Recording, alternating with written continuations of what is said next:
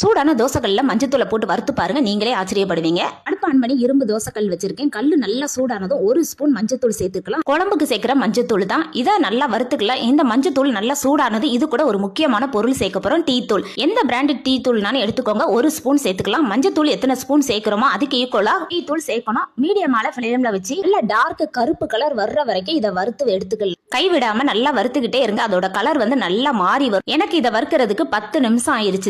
நல்லா இந்த அளவுக்கு டார்க் கருப்பு கலர்ல வந்ததுக்கு அப்புறம் அடுப்பு ஆஃப் பண்ணிட்டு அப்படியே வச்சிடலாம். இன்னும் நல்ல டார்க் கலர்ல ஆகும். இந்த சூட்லயே ஆறுனதுக்கு அப்புறம் மிக்ஸி ஜார்ல சேர்த்து நல்லா நைஸா பவுடரா இதை திரிச்சிட்டு வந்துடலாம். இந்த அளவுக்கு நல்ல நைஸா திரிச்சிட்டு வந்தாச்சு. இதை இன்னொரு பவுல்ல மாத்திட்டு இதுல இருந்து 1 ஸ்பூன் மட்டும் நான் எடுத்துக்கிறேன். இதை அதிகமா கொஞ்சம் வறுத்து நம்ம பவுடர் பண்ணி ஸ்டோர் பண்ணி வச்சுக்கிட்டோம் அப்படின்னா நம்ம தேவைக்கு எடுத்துக்கலாம். இப்ப இந்த 1 ஸ்பூன் எடுத்துக்கிறதுல கொஞ்சமா வந்து தேங்காய் எண்ணெய் ஊத்திக்கலாம். அதிகமா சேர்த்துறாதங்க, கொஞ்சம் கொஞ்சமா ஊத்தி இந்த மாதிரி மிக்ஸ் பண்ணி எடுத்துக்கலாம். ரொம்ப தண்ணியா இருந்துச்சுன்னா தலையில வந்து ஒட்டிக்காது. இளநீரை வந்து நிறைய பேருக்கு இருக்குது. இதுக்காக கெமிக்கல் கலந்த ஃபேட் எல்லாம் வாங்கி யூஸ் பண்ணணும் அப்படின்னா இருக்கிற முடியும் கொட்டி போயிடும். சில பேருக்கு தலையில முன்னாடி மட்டும் வெள்ளை முடி இருக்கும். அந்த மாதிரி எல்லாம் இருக்குது அப்படின்னா இதுல கொஞ்சமா எடுத்து மிக்ஸ் பண்ணி தலையில அப்ளை பண்ணிட்டோம் அப்படின்னா முடி டார்க் பிளாக் கலர்ல இருக்கும். கெமிக்கல் கலந்த ஹேர் எல்லாம் யூஸ் பண்ண தேவையில்லை.